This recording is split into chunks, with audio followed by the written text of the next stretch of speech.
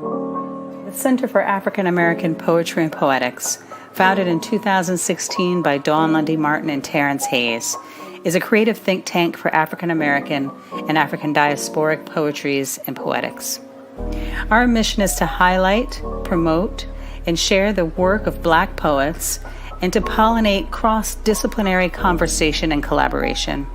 Our programming aims to present exciting live poetry and conversation, contextualize the meaning of that work, and archive it for future generations. The work of the Center is vital at this particular time, when so many Black poets are at the forefront of contemporary American poetry. African diasporic poets are pushing the envelope of poetics and expressions of Blackness through art. Though some attention has been paid to the fact of Black poetry, there has been little discussion of what the diverse Black poetries of this particular moment mean and do. In a climate of renewed attention on racial disparities and systematic violence against African Americans and other people of color, the Center is focused on a poetics of engagement in relation to this historic moment and with an eye toward moments to come.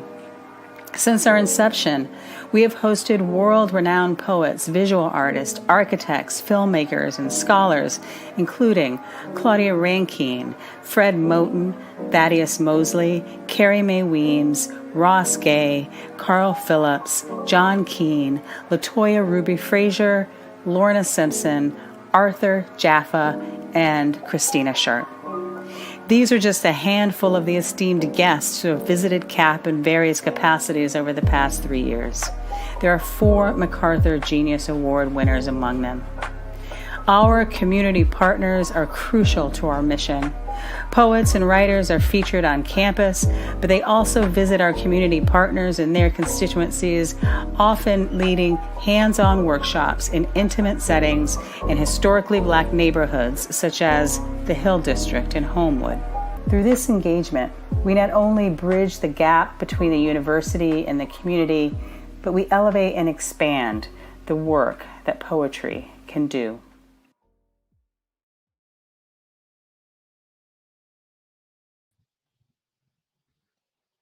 Hello, welcome to Of Sounds and Resounds, the 4th event in the Black Study 2.0 series, Black Is, Black Ain't, from the Center for African American Poetry and Poetics.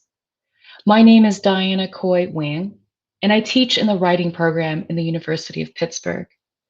Thank you for being present here tonight with me, Natalie Diaz, Lillian-Yvonne Bertram, Letty Yintui, and the CAP community. We find ourselves in a moment which requires resilience because of the myriad difficulties emergent before us. As the Asian American and Pacific Islander community contracts into vigilance to protect their elderly, they are yet another collective body among many communal bodies under threat. This news isn't new. I'm grateful for CAP's standing with their AAPI siblings, standing in solidarity against hate and violence against Indigenous and displaced peoples of color. A body in motion is too often in contest, in tension, and it is a relief to be in communal collaboration. When we choose to gather and create across our contained stations of safety, we are resisting rampant forces of misogyny and racism. When Dawn Lundy Martin, Angie Cruz, and Stephen Triplett invited me into conversation and collaboration for this semester's Black Study, I found myself drawn to the fabric of our constellations, that is, intersections of time, diaspora, quote, Blackness's fugitivity, end quote. What happens when a body is cloaked in the invisible forces of oppression? What shape does it form, and what form does it make? And then I remember my mind has been primed to give primacy to the visual, so here I turn to the auditory. I'd like to share a personal experience as a way of tracing tonight's event title and concept. Earlier this year, I was given a prompt to work with found footage. While my creative practice engages with personal and familial archives via still photography and home videos, I was immobilized by the rising attacks on the Asian and Asian American elderly and moved toward documentation of these hate crimes. As I collected the surveillance footage and dropped it into my video editor, I realized I could not work with the material because the sounds of the attacks, that is, the victims' cries, the sounds of a body in violence coming into contact with a body which does not wish to receive it. These sounds rose out from bodies, from mouths, and reverberated in my own body. In order to engage, re-envision the material, I had to separate the audio from the video. This is all to say, we can close our eyes to stop the image before us, but we cannot shut our ears. Sound exists as vibrations, as waves which move through space and time until it is absorbed by other bodies, objects, and materials. When we hear something, we have unwittingly accepted the sounds of words into our ear canals, and there the content of sounds embed in our vulnerable interior. When we hear something, we feel it also. Sound does not ask for consent. And what about the relationship between sound and soundlessness? Who gets to sound and when? And who prevents the sounds of others? I'm interested in how sound intersects with markers of race, gender, and class, and how this alters the paths and forms which sounding can take, whether it be music, song, lyric, noise, speech, the nonverbal, and what happens after a sound is absorbed into the bodies of others. To resound is, of course, to resound is, of course, to fill a space with sound loud enough to echo. How loud can we be, and where, and when, and what sound is offered in response, in return? To resound is, yes, to sound again, but it's also a talk back, clap back, a way of transmuting what has been received so as to mirror a different reflection. Tonight's three performers are sensitive, attuned listeners. Natalie Diaz's poem echoes the title of a collection by Marwood Darwish, A River Will Die of Thirst, with the phrase, quote, even a river will die of thirst, in the poem Exhibits from the American Water Museum from her recent collection, Post-Colonial Love Poem. And this echo reflects the ongoing ecological threats against the continuation of water, place, and people.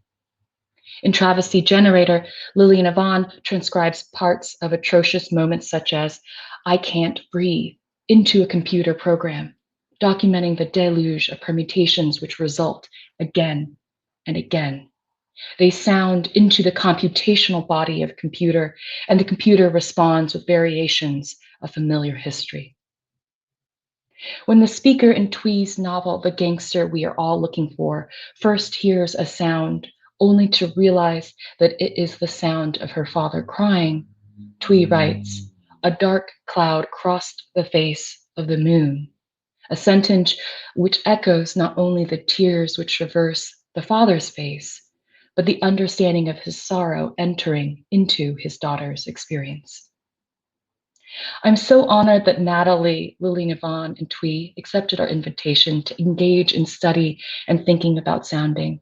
I turned to them with this prompt about sounds and resounds because of the ways in which they work in deep concert with the complicated tensions, shifting borderlands, and invisible inequities latent within individual, social, geographical, historical, and computational bodies. This event was and is an invitation for them to share and generate the sounds and resounds of their and our collective current moment.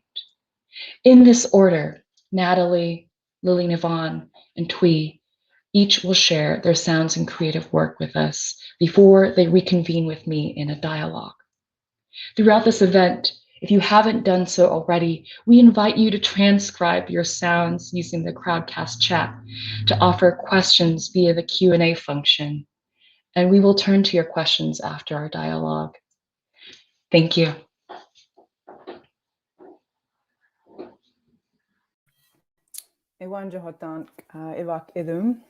It's great to be here with you all. Gracias for the invitation, for the work that CAP does. I'm going to share a couple short videos with you all. And one of the ways that I'm arriving at you at CAP with this incredible group of people and generous thinkers is as an Indigenous person, of course, but also I'm arriving into a space where I'd like to think of indigeneity as something larger than it is sometimes thought of.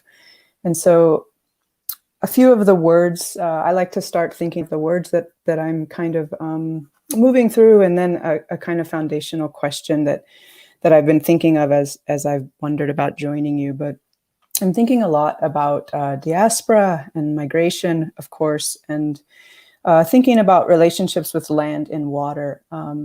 And through that, one of the ways I think about indigeneity is that it is a place where we all can arrive. It is a relationship we all can have, and it is something that defies being mapped. And so the foundational question that I want to think about is, and this has come about in a conversation with a poet friend of mine, Meg Day, and thinking about sound itself. And so I'm interested in the word occur and the idea of the occurrence. And so my question as I'm joining you is, when does sound occur and for whom? And to quote Meg, they said, sound is an invention of the hearing. It only occurs for the hearing. And so I've been holding that close to me as I move through some of these. I'm going to go ahead and play the first short video. And you'll hear coyotes crying in the back. And one of the reasons why I wanted to bring the coyote into this conversation about sound resounding. In Mojave, we have many ways of thinking about the coyote and their cry. And in my culture, animals have often been human at one time or another. And some of our animals, our birds, for example, we're taught that our birds don't sing, but they cry, and they are crying for the human life that they have had. And something that's always struck me is that it's not clear if they are crying because they want to return to that human life, or if they're crying for what they might have done when they had a human body. And so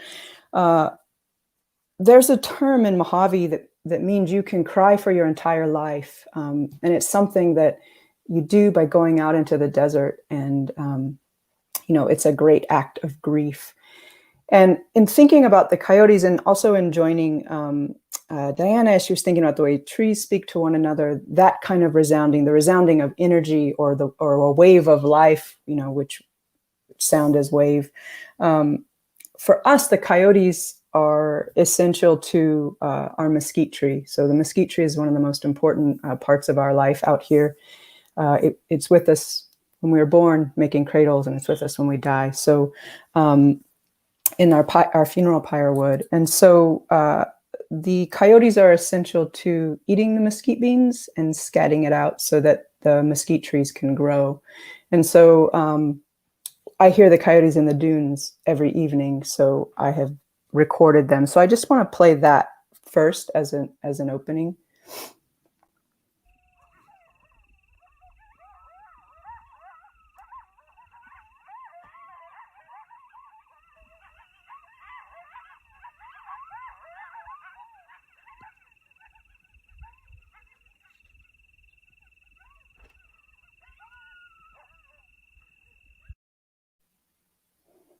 Okay, I meant to loop that. I should have said that. So I wanted just to kind of have a kind of scape. And one of the ways I'm thinking about those coyotes, and of course, sound, and trying to think of sound as a kind of touch. So for us, when we hear those coyotes crying, one of the things that we're thinking about is that sound is actually a kind of touch. sound is, it's not the body, but it's one way that the body is speaking about what it desires. And for us, when we hear these coyotes crying, it's an important sign for us that it's a physical act, that they're out there in the dunes consuming those beans and returning them to the earth. And so now that I feel like I've kind of given a little bit of a native foundation for that, I want to think about a term that Meg introduced in relationship to being deaf. And the term is hypervigilant. And I think it's something that most of us can understand. I think especially thinking about the work CAP does and the artist CAP's works with. But vigilant itself being to watch, to keep awake, not to sleep. But there was another definition of vigilant long before that, and it had to do with being like, it was a kind of strength. It was a kind of liveliness and alertness. And I think of how we've been dislocated from that instead awake is an exhaustion, or it is a vigil itself of staying awake, awake itself, actually. And so I'm trying to, I want to return to this idea of attention, intention, and touch when I'm thinking of sound. And so the video I'm going to play is one of the ways I guess I'm thinking about it, and another maybe word to drop in as I'm thinking about what is sound/touch is periphery. And so my question, I guess, as I'm making this next video is, what is the periphery of touch? And what is touch itself in relationship to an Indigenous Latinx woman and her Black lover? And so these are some of the things that we are thinking about. And so how can I be attentive to that and realize what it means to be of consequence to one another in language and touch? And so I'll end on just playing this. And one of the things that I did in this video, it's just kind of tentatively called Touch Me, is I'm thinking about just sensory shuffling, like what it takes for me not to be ocular centric, what it takes for me not to be phonocentric, and what that means for me to constantly reorganize and rearrange language and expression so that I can be attentive to touch in terms of receiving it as well as in terms of offering it. And so I'll go ahead and play this next video, and it's a sensory shuffling between my desert and my river and my lover. And one of the ways I'm thinking about the idea of touch me is both the arriving and the receiving. And so I'll go ahead and play that, and then.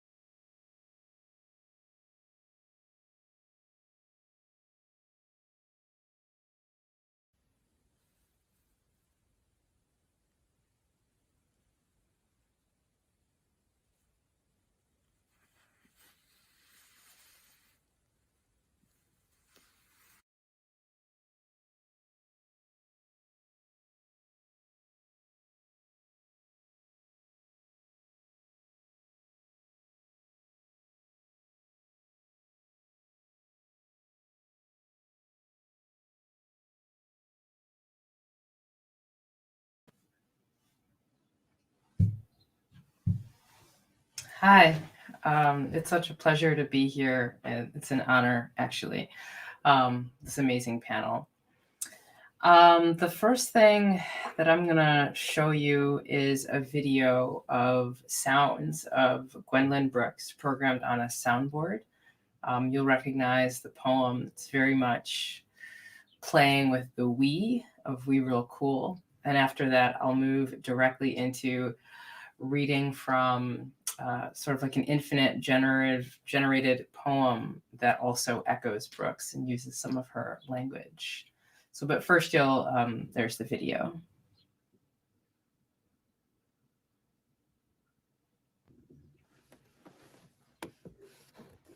Wait, wait, wait, wait, wait, wait, wait, wait, wait, wait, wait, wait, wait, wait, wait, wait, wait, wait. I guess I'd better offer you wait, wait, wait, wait, wait. I guess I'd better offer you wait, real, wait, wait, real, wait, wait, real cool. I guess I'd better offer you wait, real cool because of the word. I wonder how they wait, jazz. Because of the word jazz, not my intention, jazz, straight, jazz. This poem has been banned because of the word jazz. This poem has been banned because of the word jazz. Wait, June, wait, left, school, wait, left, school, wait, die soon, wait, 7 at the golden, wait, 7 at the golden shovel, wait, left, school. This poem has been banned here and there because of the word jazz, wait, because of the word jazz. This poem has been banned here and there. This poem has been banned. This poem has been banned. This poem has been banned because of the word jazz. Wait, wait, wait. I guess I'd better offer you wait, real. I guess I'd better offer you wait, real. I wonder how they feel. Wait, real jazz. Wait, real jazz. Wait, wait, wait. I guess I'd better offer you wait, wait, wait. Within gin. Wait, wait. This poem has been banned. Wait, wait, wait, wait, wait, wait, wait. Because of the word wait. Die soon. Wait, die soon. Wait. I guess I'd better offer you left, school. Wait, left, school. Wait, die soon. Wait, die soon. Wait, die soon. Wait, I wonder how they feel about themselves.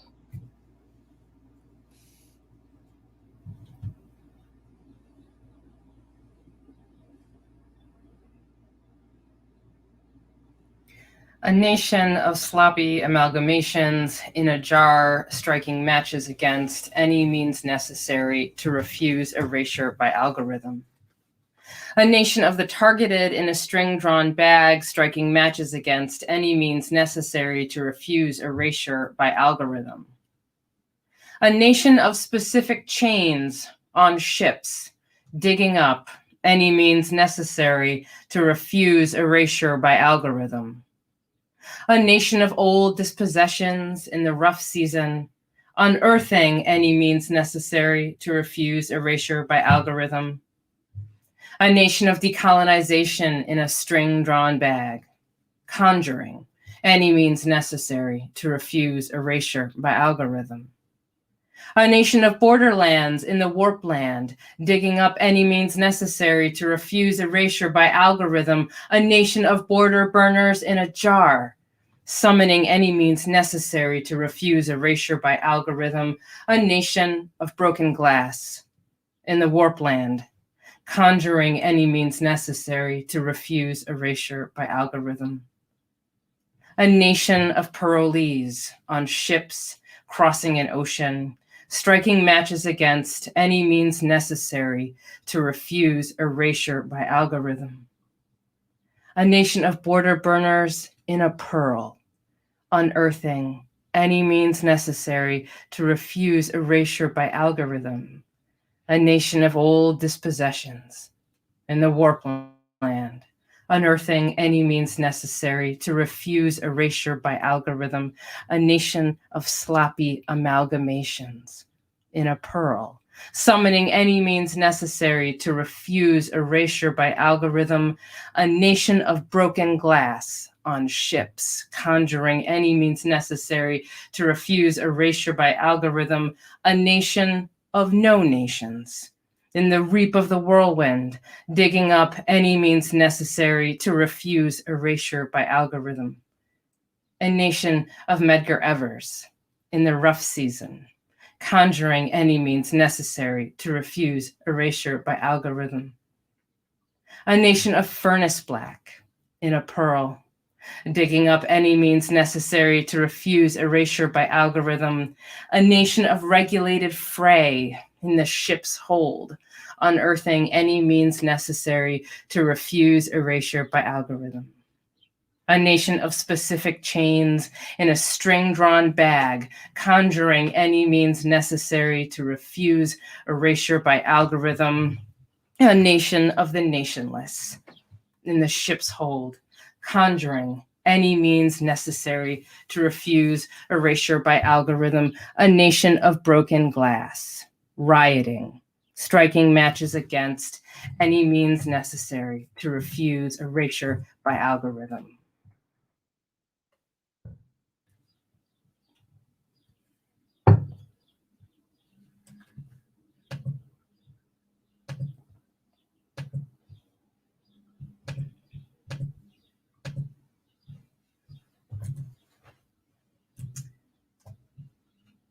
I'm going to share my screen real quick here.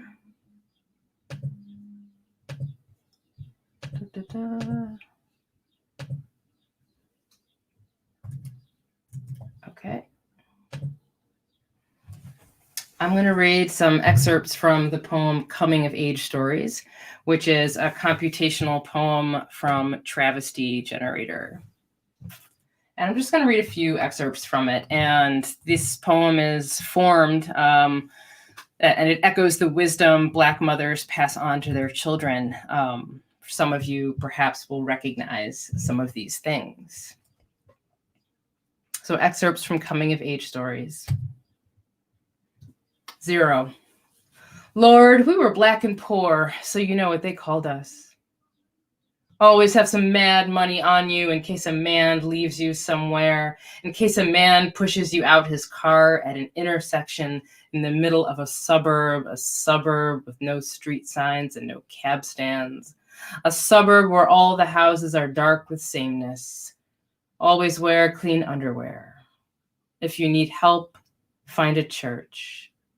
If there's a bus, it just might be your friends who throw you under it. 3. All you got to do in this life is stay black and die. Lord, we were black and poor, so you know what they called us. Always have some mad money on you in case a man leaves you somewhere, in case a man pushes you out his car at an intersection in the middle of a suburb. I wish I didn't have to say it, but I do. Keep a top eye open in case there's a tornado, in case the bus crashes. Find a Baptist church. Black folks will be there. Into the Lord, I put my amens.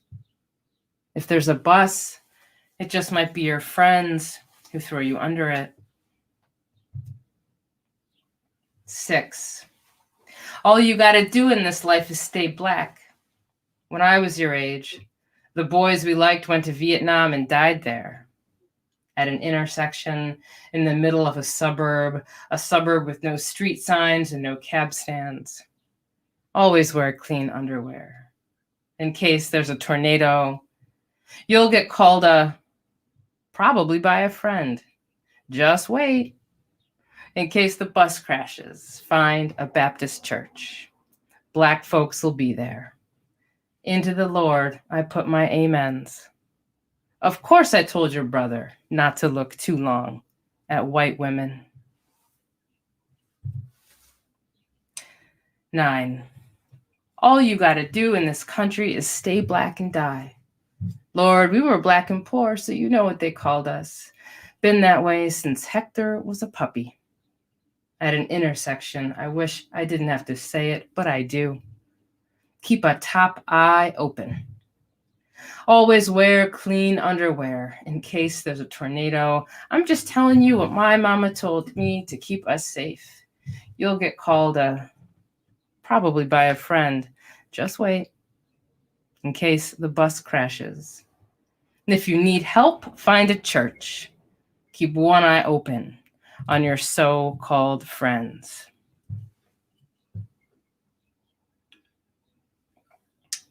This next poem is a map of encounters in the white world. Doomsday. A white man walks into my office. A white man walks into my office, turns his camera on. A white man walks into my office, asks me to explain the assignment.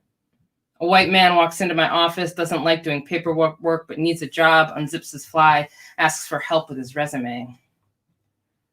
A white man with his face on walks into my office, asks to move in, make a baby, and a happy ending. A white man with his dick out walks into my office, says, "Hey, doctor, Black Lives Matter, Black Lives Matter, Black Lives Matter." A white man walks into my office, asks me to front him till payday, says, sorry, steals my car, begs again. A white man with his name on the screen walks into my office, needs help teaching his class, asks, "Why are you so mad?" A white man with money problems walks into my office, needs forms signed by me so he can get more money. A white man with mommy issues walks into my office, demands an active spectator, sniffs around, wants sex, sniff, sniff, sniff. A white man walks into my office with his white wife, says, "Want to be poly with me, huh, huh, huh?" A white man walks into my office with his camera. A white man walks into my office, won't leave, won't die, creates nothing. These next two poems are echoes of conversations with an artificial intelligence text-generating neural network that I sometimes talk to. When I ask the AI about my broken heart, it's not so easy to answer that question. Instead, it asks, "Have you been taking Mirena?" AI says, "My heart was snuffed out by a smog-choked overseer, swept into the nearest light hauler and delivered to the exit point."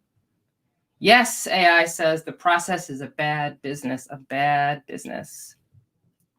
I ask to be shown the faces of my elders, those deeply spiritual women and the great topics on which they direct their lives. Set the course for your happiest moments, AI recommends, and you can make anyone happy, but it's not going to be easy. According to AI, Mark Zuckerberg loves me and told me to bring him a homemade plate of pudding topped with chocolate endive and a simple, honest thank you. Mark just says, "Hi, I went on a guided meditation and I'm enjoying sitting in the cool, cool ocean, getting massages and messages like these." When I suggest to the AI that we further consider my history of failed loves, it says, "You should have kept your mouth shut." Then it wants to know, how can you connect with someone if you're willing to just let them go at any given moment? When I ask the AI why white men keep fucking with my life, it says, "I can't influence that." Then repeats, "I love you," over and over. That's how it goes with these puzzles.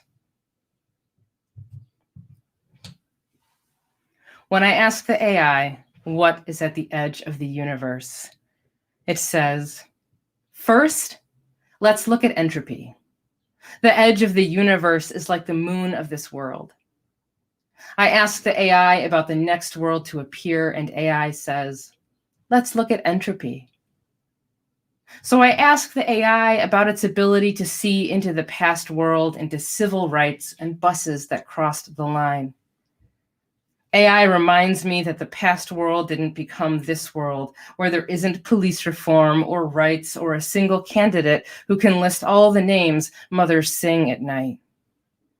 The AI has the perfect answer to what kind of world this is. It looks like a place you have not come to before. The other side of the future world is just another future.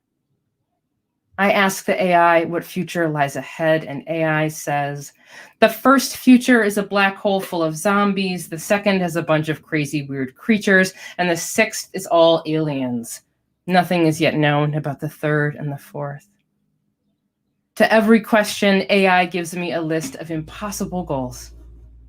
Medicare for all, reparations for you-know-who, body cameras switched on 24/7.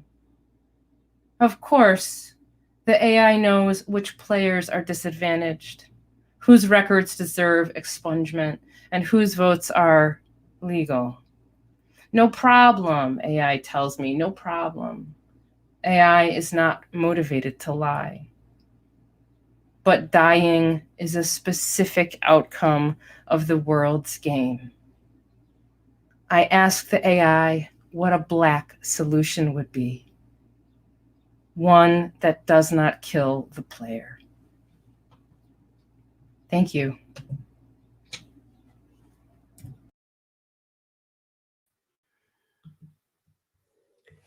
Thank you, Diana and Cap, for the invitation to make sounds, resounds, echoes, chants from within and across the body of what Black is and Black ain't. Thank you, Natalie and Lillian-Yvonne. The following is an offering in light of your soundings. And to all I cannot see, may you each feel held in your listening. Nếu con muốn đi xa, con phải đi từ từ nha. Nhớ nha, nếu con muốn đi xa, con phải đi từ từ. It was a time when James Brown had come out with Say It Loud, I'm Black and I'm Proud. And the young Soul Brothers had a real sense of communion. We would tap each other on the forehead like we were giving knowledge, and you couldn't walk down the street without putting your hand in the air and showing a closed fist, showing power. That was like saying hi. And we always gave up the dap. The dap was a very elaborate handshake. Two guys would tap each other on the hands and arms and chest. It took maybe a half minute to get through the whole thing. We would go through so many fucking gyrations, it almost makes me blush to remember it now. But we were so serious. I think we got the word dap from the Vietnamese word dep, which means beautiful. I think we got the word dap from the Vietnamese word dep, which means beautiful. I think we got the word dap from the Vietnamese word dap, which means beautiful. Wayne Smith served in Vietnam as a combat medic in the 9th Infantry Division, May 1969 to November 1970. Ooh, what a little moonlight can do. Ooh, what a little moonlight can do to you. You're in love, your heart's fluttering all day long. You only stutter 'cause your poor tongue just will not utter the words, the words, the words. 'Cause your poor tongue just will not utter the words, the words, the words.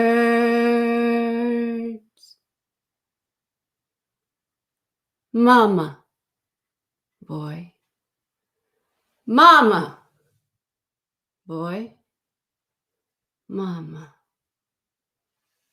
boy. Boy is what my mother called my brother. I went to visit my brother. I was wearing a long silk dress with long sleeves and a high neck in a brown and gold print of dashes behind bold black bars. A woman said, I saw you walking, and I thought, that is a nice dress. She was wearing all black, a t-shirt and drawstring pants and black Skechers with white soles. Those soles better not be foam, said a woman sitting beside her, leaning close, familiar. They don't let foam soles in. You should have worn the shoes you wore last week, but no, you had to change it up. And she laughed, a gap-toothed laugh. Other women were murmuring about how they always wear what they wore last week, just to, be safe.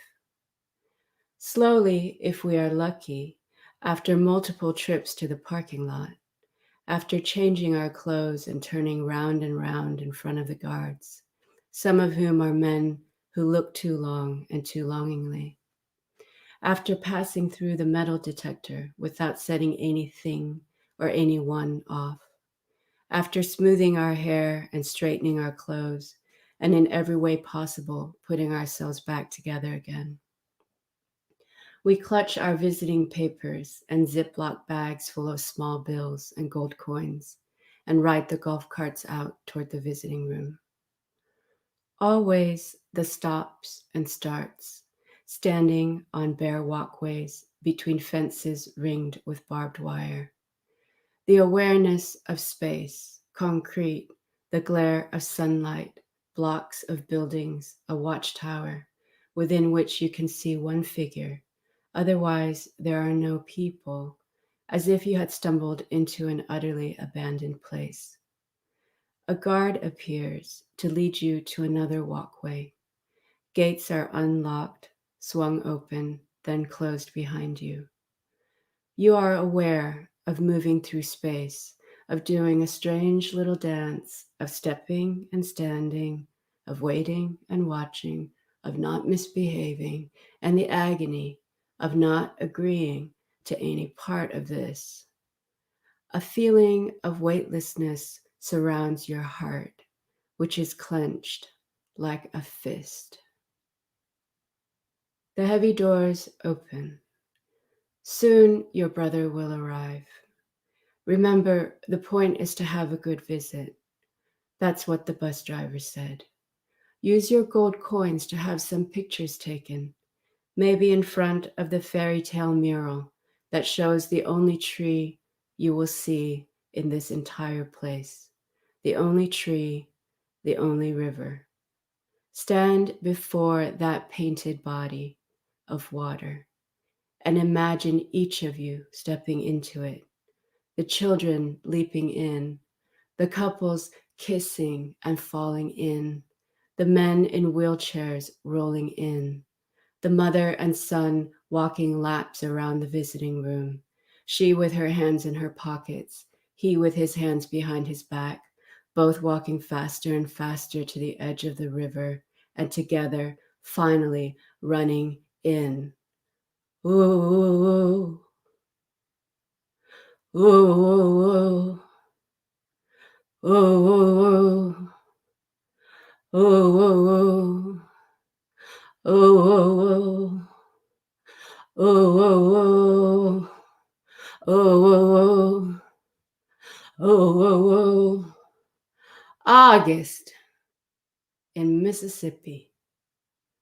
A stuttering boy sang Mississippi, whistling his way through the word, whistling in order to make his way through the word. He is on the train. No. He is on the bus. No. He is a boy much beloved by his mother. She saved up to send him from Chicago to Mississippi, that long-lettered, faraway place. He is going to the land of so many, so many, so many S's. By train whistle down he goes, our Emmett, 14-year-old, beautiful, hazel-eyed boy, riding the train whistle down. Bye now, boo. She doesn't need to say, behave yourself. He is her pride. He is her boy. He is her boo. He knows he is carrying the both of them now. Inside the whistle she taught him to sound. So many, so many, so many S's.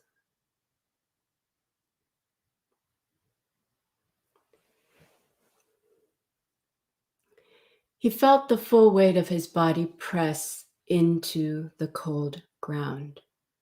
and keep pressing until the ground itself seemed to give beneath him, swinging open like a trap door. As he fell to sleep, his fingers twitched, and he turned his face this way and that. In his sleep, he lay suspended over that other ditch, the one that he had once stood on the edge of, in that hell-hot country, the lieutenant in his ear, yelling for him to finish the job. They were small and squirming and seemed 1,000,000 miles away. Women, children, old people, babies too. There were maybe 75 or 100 of them down there. He had helped to line them up along the lip of the ravine, had fired at them, had watched them fall. Staring down into the ditch, he saw that the people had disappeared, and in their place lay an enormous knot of hair and limbs and blood and black cloth, coiling in the early morning heat. Small, insistent murmurings and pitiful animal moans, long, lacerating whimpers at a pitch that seemed unearthly, emanated from the center of the knot. We weren't in My Lai to kill human beings, really. We were there to kill ideology that is carried by, I don't know, pawns, blobs, pieces of flesh. And I wasn't in My Lai to destroy intelligent men. I was there to destroy an intangible idea, to destroy communism. I looked at communism as a Southerner looks at a Negro, supposedly. It's evil. It's bad. William Calley.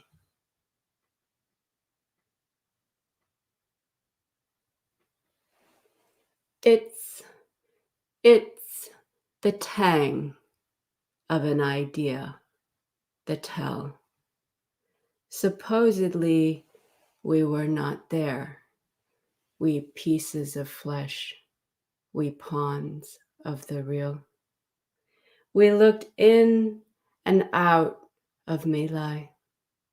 We saw beings carried by beings, in and out of My Lai.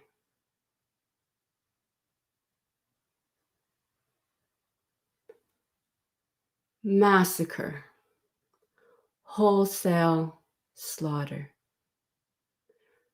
Massacre. However, soul, yes. Massacre, ghost, souls, yes. Massacre, mama, soul, yes.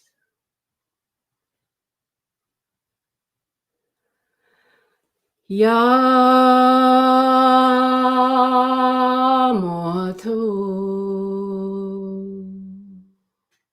Meru Gango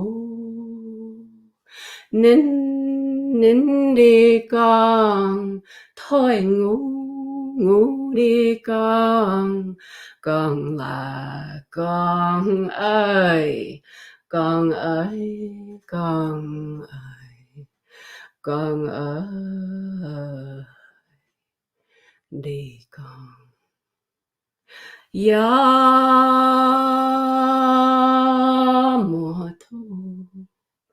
Meru Gango Nindi Gang Toi Ngudi Gang Gang La Gang Ai Gang Ai Gang Ai Gang Ai Đi Gang.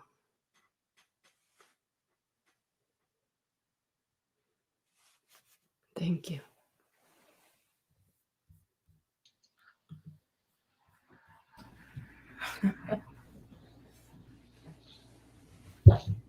Just and take a moment to let those waves continue through our body.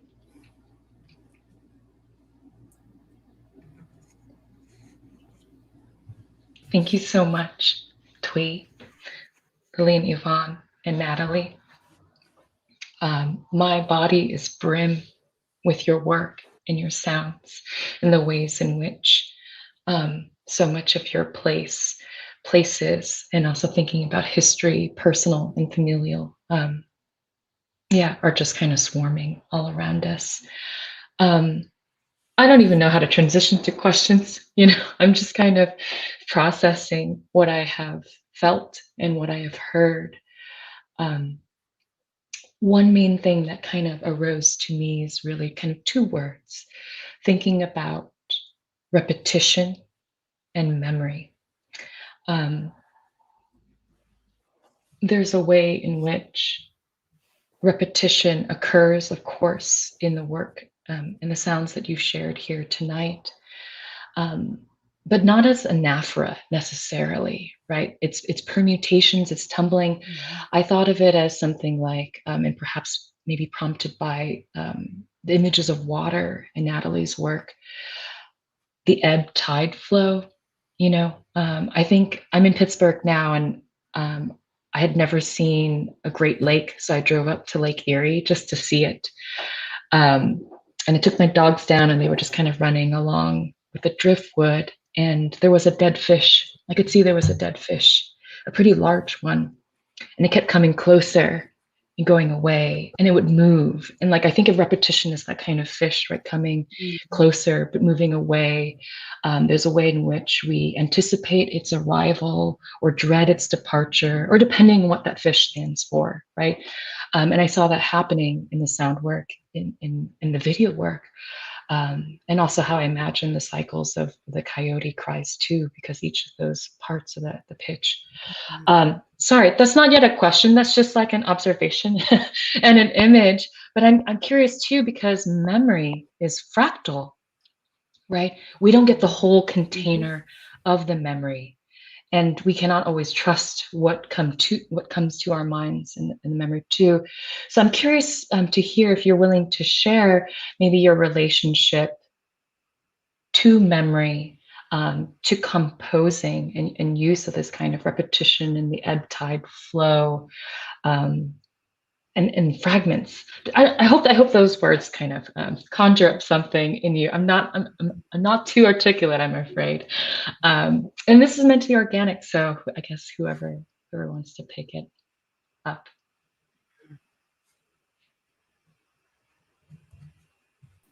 Something that I can just drop amongst us, thinking about repetition or iteration.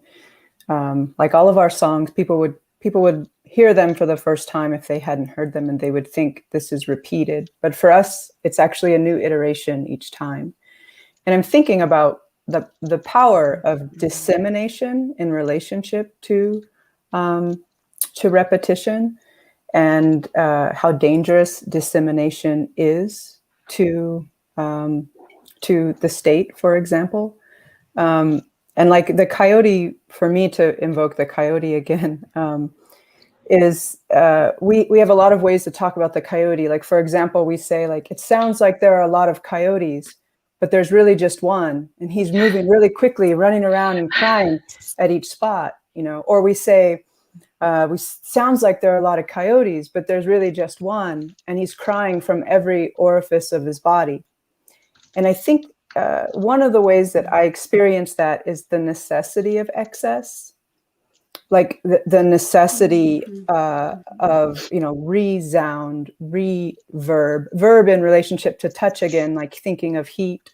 But maybe one of the ways I think of the repetition of touch is that it can be a way to hold, or a holding. So instead of touch alone, it becomes a different kind of relationship, not necessarily duration, but a kind of width that happens versus an event or an occurrence.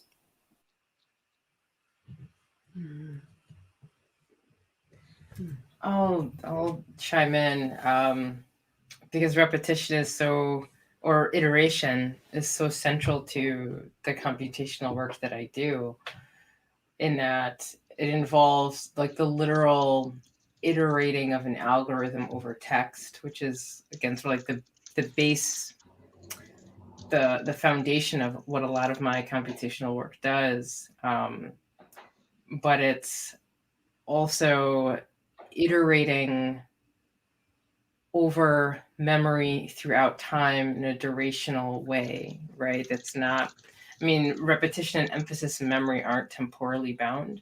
And that's something that I find I can kind of get at through these different ways of iterating through computation. But also,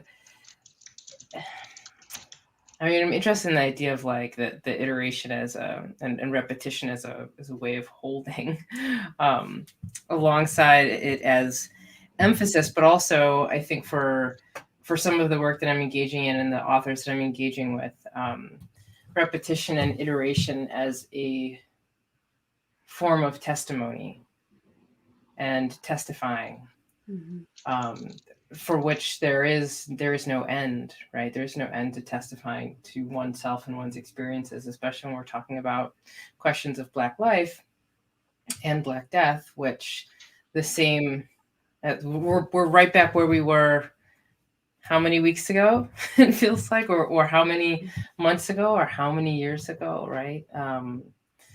You know, the same sort of like iteration, right? The same code is still running, and we are continuing. I feel like thankfully, right? And this is a facet of memory. Memory enables us to continually testify to our experiences. I think there's something, I mean, I think a lot about echo and the way that to repeat is to open wider, to cut, to kind of deepen a mark, you know? And so it's like when we hear a word again, we're tuned to when we last heard it. It's like when we say somebody's name, we're tuned to when we last said it. They're focused by our calling, do you know? So I'm kind of really interested in the ways in which listening rewrites the listener, and kind of like the way that repetition creates these grooves where the word wobbles, you know. And I talk with my students a lot about this idea of smudging, right? Where we want precision, clarity, whatever. But no, actually, there's a kind of bleed, smudge, like lean, you know.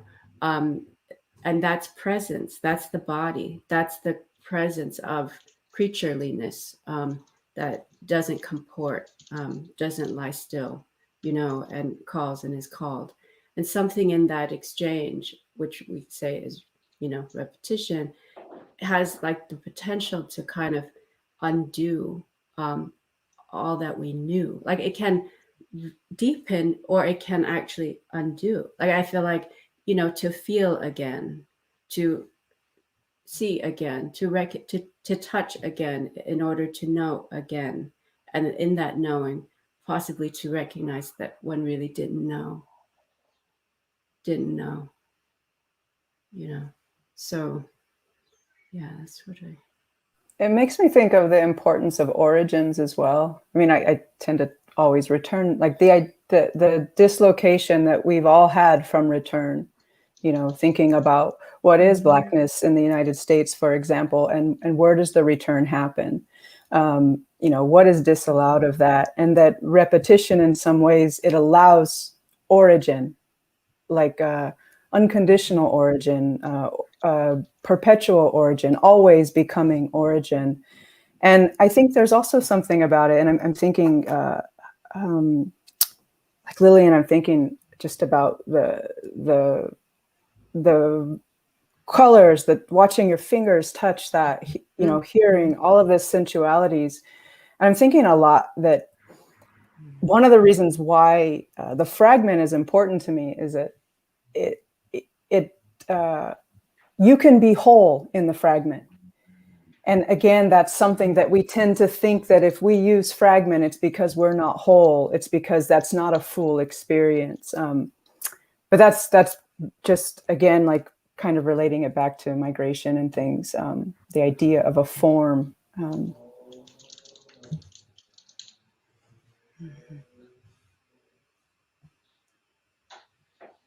I'm taking so many notes, just like for me, which is another way of kind of receiving this conversation. Thank you so much.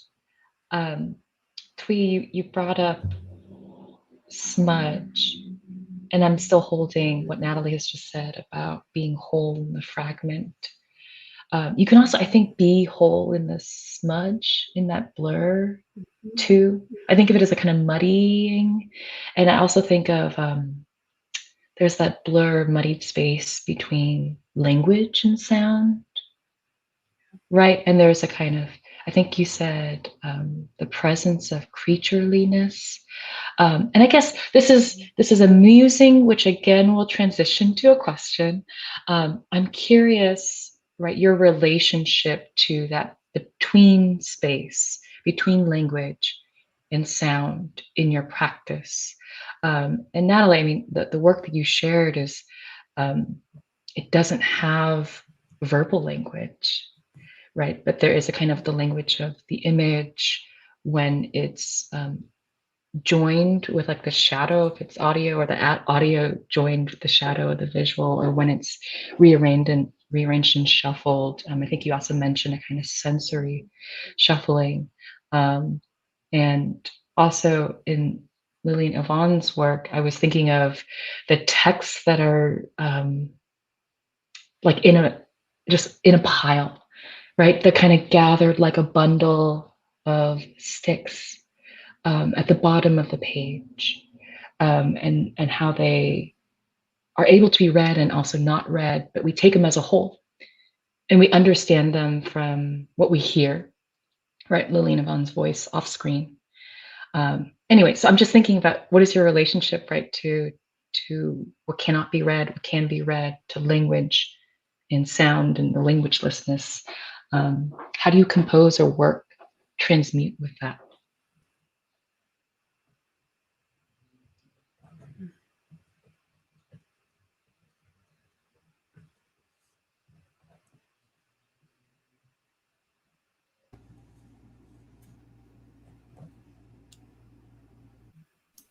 Should I just go in order? I don't know. I'm terrible at this. I mean, I've been thinking about, I guess I've been wondering, is dissemination the opposite of occupation? And that's like something I've been thinking about just in relationship to how do I escape the spatial temporal structures or like prophecies. And I'm thinking Lillian-Yvonne used entropy, which I'm, again, I think another very dangerous term, right? Like entropy in relationship to, like, it's so easy to judge us or judge anyone who is not utilizing energy the right way, or who is not producing, you know. So I'm thinking of like entropy as it arrives at inactivity and a way to kind of other or project onto us.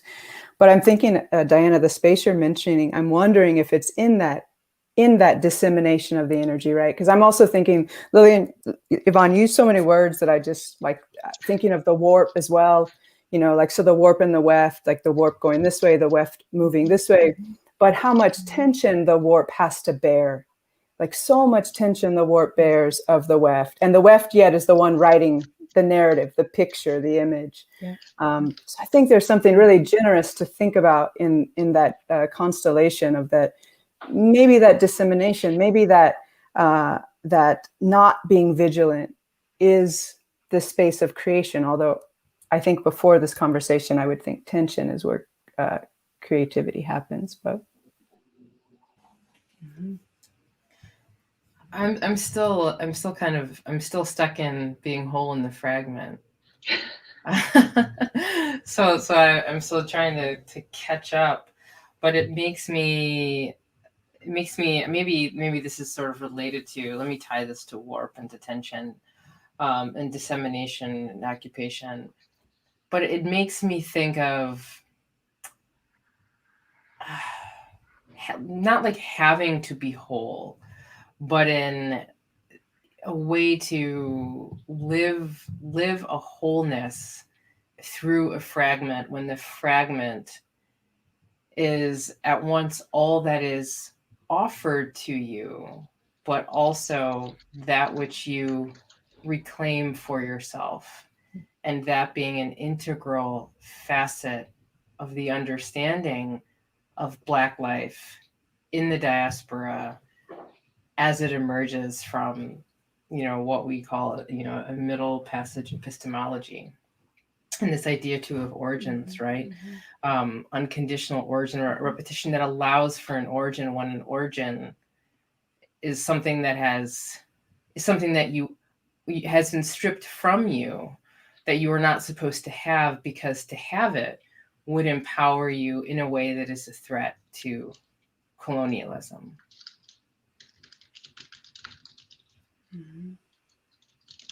That's all I got.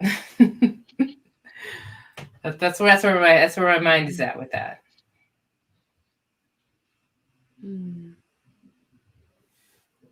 just loving sitting here, listening and thinking aloud. I'm really loving this space right now with you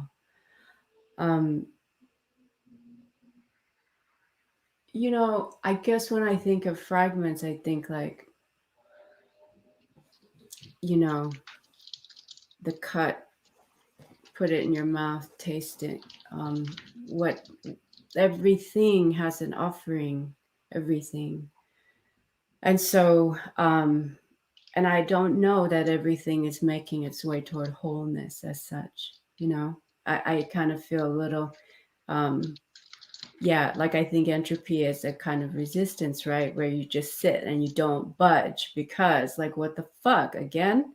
Right? So there's a kind of energy to that where you're like, oh no, and it could look a certain way, could present a certain way, but it's really a matter of like priorities expressed, through through resistance, basically, like, through a kind of refusal that is not quote unquote productive, or is not legible even, right? That it seems a little off, right? So it's like there are all these ways that I feel like the fragment, what is the fragment indicative of, if not a deeper shatter, right? And like, what does it mean to then like step over that and try to piece things together towards what end, and towards what replication, towards what kind of regeneration, for what purpose, right?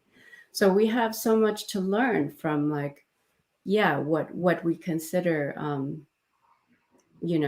a broken piece of what, right? Maybe it's a migrating piece, it's a flying piece.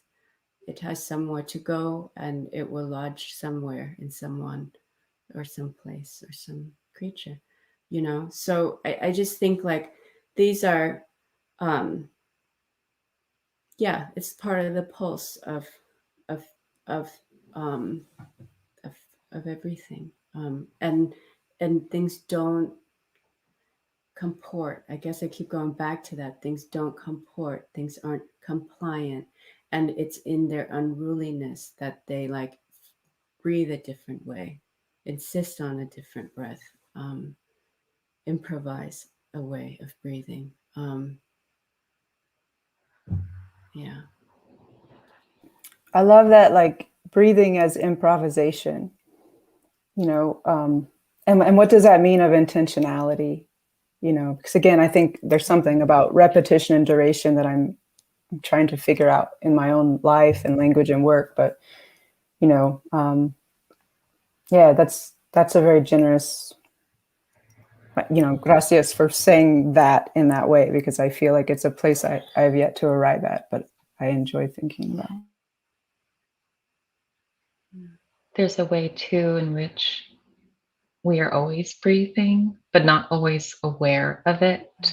And when we come into that awareness, it transforms and changes, right? Like what's happening. So I was thinking about that too, and how involuntary our sensory receiving is, right? We're listening to each other now, but we're also tuned to maybe the sounds of my space. Like maybe my dog makes a noise because he's sleeping, or a car drives by, or the floorboards creak, but I'm also hearing your words. I can't filter any of those things out, actually. And they come as fragments. And my mind is able to move through each of them. It's just kind of observations and thoughts, and in listening to you all. This is so rich. I want to maybe kind of intersperse with some initial questions from the audience, if that's okay. I think just to kind of maybe take a few steps back to repetition, there's a follow-up question that says, can you speak to repetition as a citational practice, a way of signification or expansion on the work of our elders?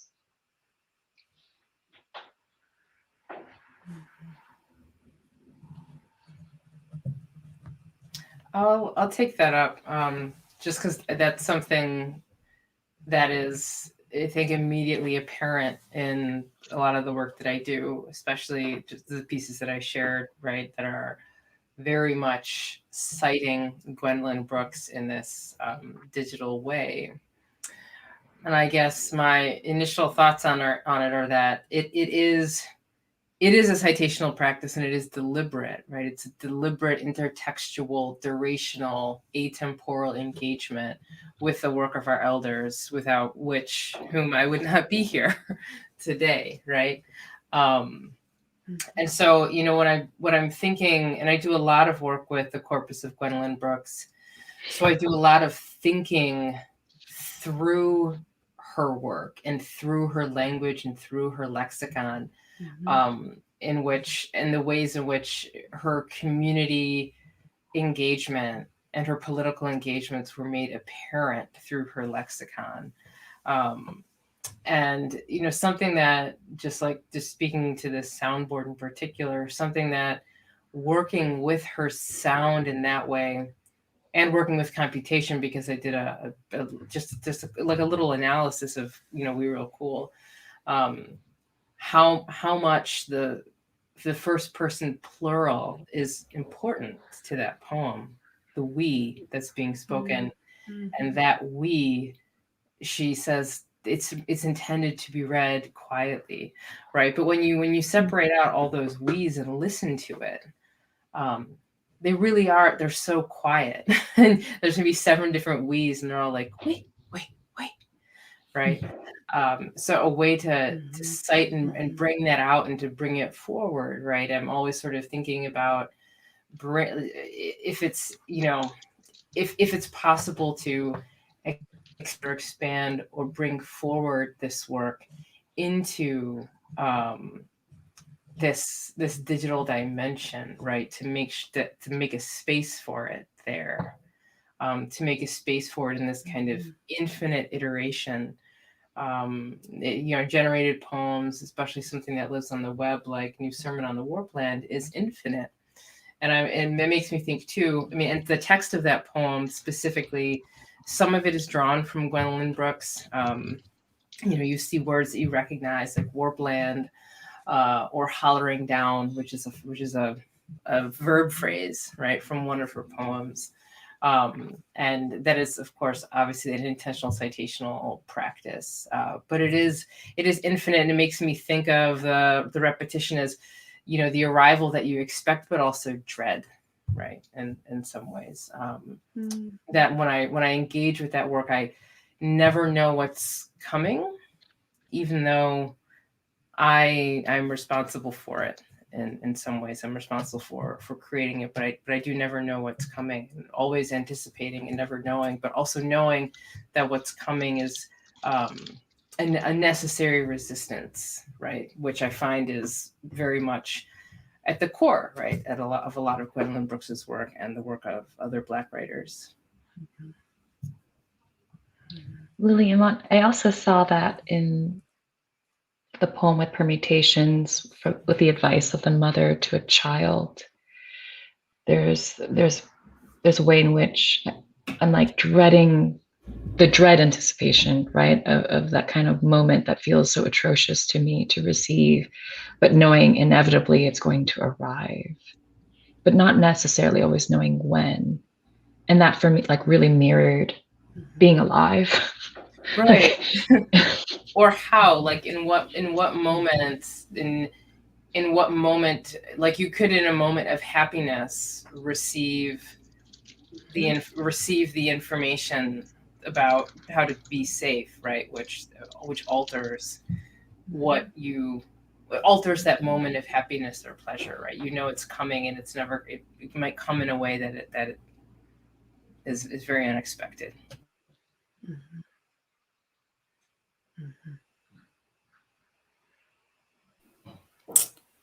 Mm-hmm. I'm thinking alongside you in relationship to like citational of being in conversation with elders, with lineages. I'm thinking about conversation itself and like what that is of touch, a way of like being in touch. And I mean, one of the reasons why I love thinking about conversation is there's a certain kind of physicality implied in it. It's like turning, but there's also a mode of the idea of living, you know, and someone had, I guess Lillian-Yvonne, you mentioned that.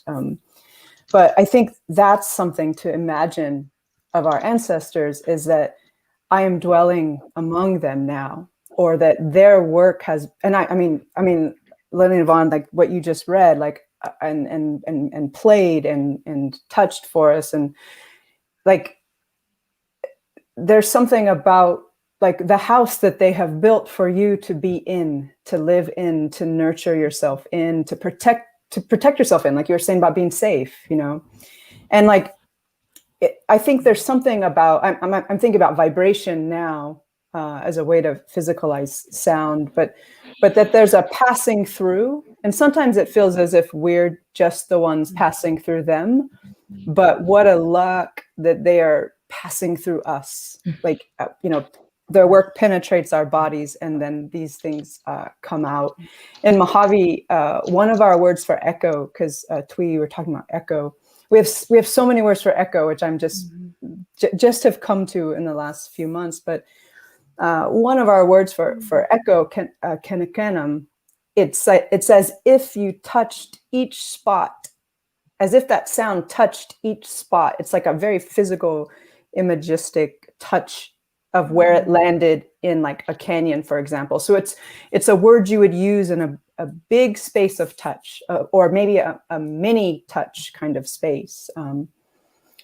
But yeah, just where I'm meeting you all at with that thought. That brings back the notion of, sounds like there are a lot of coyotes crying, but it's just one in motion. Which does create a kind of multiplicity, of course, that in the singular can be a kind of collective, especially when it sounds out. Hard to do it when it's just a body moving, but when it makes that sound and that delay. I think, Natalie, did you just say, and I'm like reeling from this, that we pass through sounds? I mean, I wonder, right? Because like if sound is a physical wave, like, yes, you know, like we're moving through it, but it's also moving through us. Like, I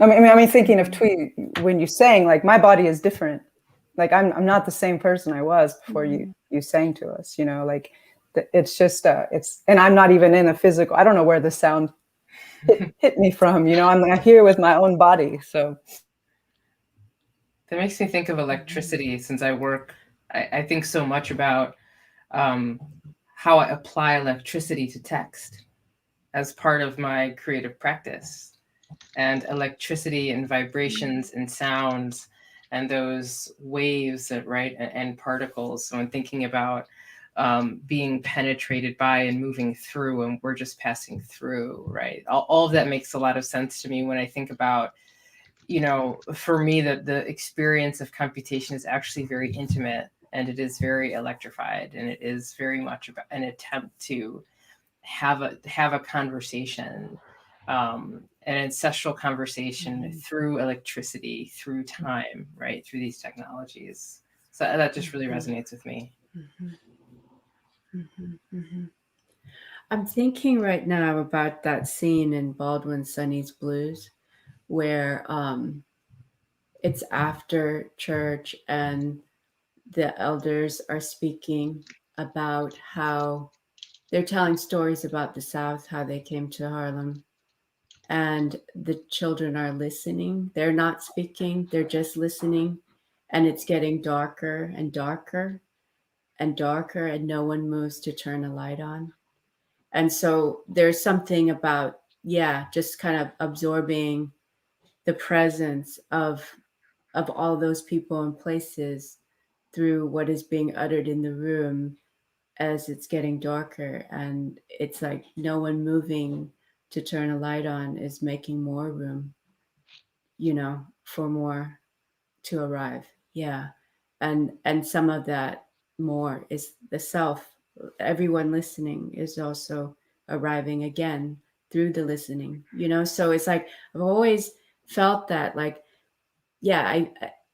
I'm just feeling an echo of that, I guess, that scene. And though I'm sitting here with you all and it's very lit and it's very computery, but you know, there's a texture of that darkness that is so rich, like so rich.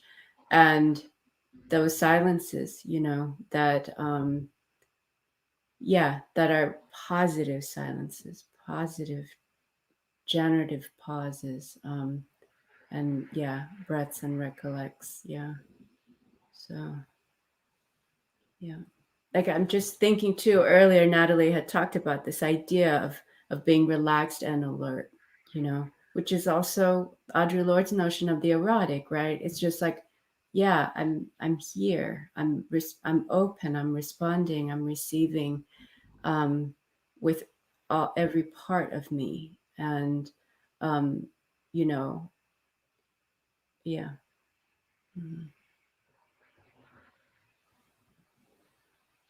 The audience doesn't know this, but you all know this. In my email to you, I've been thinking a lot about fungal networks. I never thought I would say that out loud, fungal networks, aka the mycorrhizae. And this is prompted by what you just shared, Thúy, in terms of that scene from Baldwin.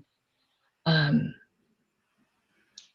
quick summary is, in the mycorrhizae, this interconnectedness, right, of fungus and roots of plants and trees working in concert and communication. They're all touching, right? And they share nutrients, they share information. When there's a threat to one, or if there's a threat ahead, like it's communicated. If a tree is about to die, sometimes it will pass carbon on to the ones around it. So there's a way in which there's kind of strength in the kind of the collective. And I'm thinking of like the unlit space, right? In the example, Thúy, that you were just sharing, that something might totally transform, alter, break, right? If the light was turned on, like the sound moving in that space is no longer the same. And so all the bodies wrapped in listening are conduits, right, for that passage of what is being said. And this brings me back to parts within what you read. I think it was DAP, right? Like the kind of a kind of handshake, if I'm remembering correctly. I'm not looking at my notes, but the way in which that might have origin in the Vietnamese word for dep, which is beautiful, or pretty, as I understand it. And there's a way in which, and then later when you were singing, sounding, massacre, and that's a blurring of etymologies where it also mirrors Vietnamese words and its intonations, but also even, I don't know, there was a part when you said cur that reminded me of the French word cur, or too, so that there's ways in which all these sounds associate in so many ways. I don't know what I'm trying to say, but like I'm just swirling all of these things that I'm hearing, what I've seen, what I've listened to today. And I'm so grateful for all of it. I'm going to turn maybe perhaps to this question. Can you talk about some of the artists, writers, works that have informed your thinking regarding sound poetics? So I always love it. It's like, what are you listening? What are you reading? What are you taking in? You know, help me compile that list.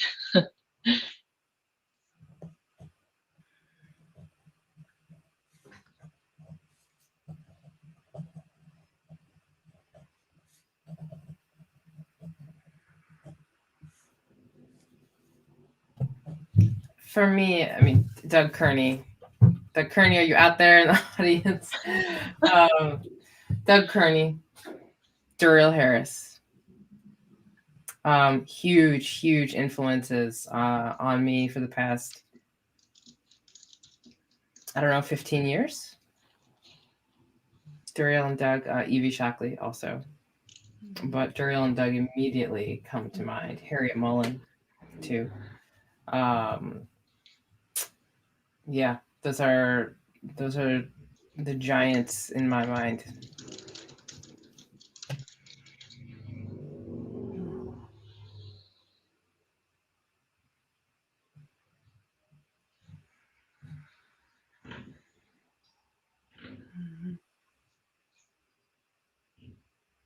I think there's a way I'm always listening for water. Like I'm always trying to, and listening meaning also feeling, seeing what I feel like when I'm reading someone's work. And I talk about their work all the time, but like the ocean and Dion Brand's work, the way it speaks to my river and even to my desert, this kind of like, and the I think what I'm looking for in work, because I'm reading like Raul Zurita also, and I feel that things are so big, but you don't have to imagine that you were supposed to hold it, that you can take that bigness and be held in it, so that and I don't know what Dion thinks, but maybe that's what that ocean means. Like, I know my river is my grounding. So I think there's something of like a sound, texture, landscape, physicality that I relate back to this question and what I find and where I find it in work. But I've been reading Dion Brand alongside Raul Zurita's work lately, and I'm just like struck by, just the touches and textures and what is made of earth and water. Oh, and Harriet's in the audience. Mm-hmm. Harriet's in the audience. Woo! Yeah, shout out Harriet Mullen. Truth right there. Oh, now we want to see the audience, don't we? Yeah. Now we want to see. Wow.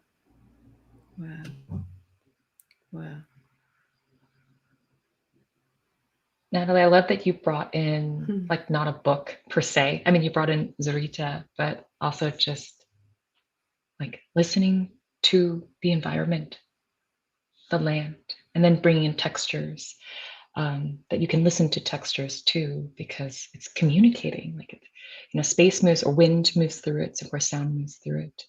And of course things that have already been evoked so far in your performances, Gwendolyn Brooks, and you're bringing in Baldwin, Thúy. But is there anybody else for you, Thúy, that you sit with or stays in your mind? Yeah, I think Nathaniel Mackey, like a kind, the swing, the shuffle, like, yeah. The feeling for, feeling for. Mackie. These are all iconic names. And then like the depth of work for each of the names kind of presented. I think maybe perhaps this is a moment where we can put the semicolon and pick up in some other space, you know? I don't want to commit to a period. So thank you so much for what you have shared when it was just one rectangle and then also in this kind of quadrant. I have felt you very much here.